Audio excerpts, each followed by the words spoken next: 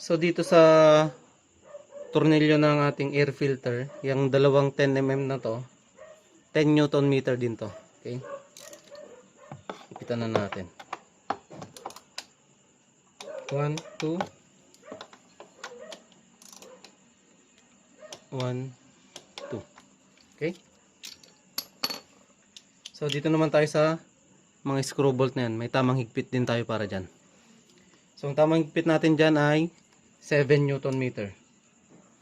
So to galing sa 10, ibawasan natin ng 7. Ayan. So yung 0, nakatapat na sa 7. Lock natin tong knob.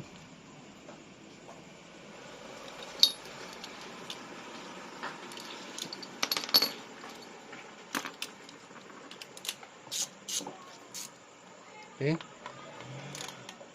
1, 2.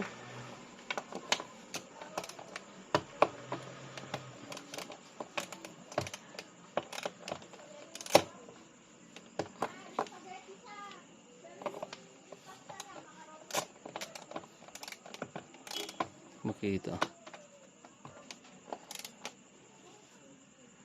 1, 2.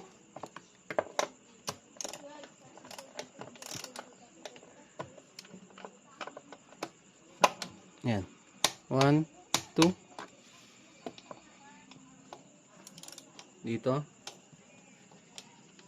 1, 2. Sa taas. 1, 2. Dito sa baba. 1, 2. Okay? So, tamang higpit lahat ng ginawa natin sa ating panggilid. Yan. Ride safe. Peace. Psh.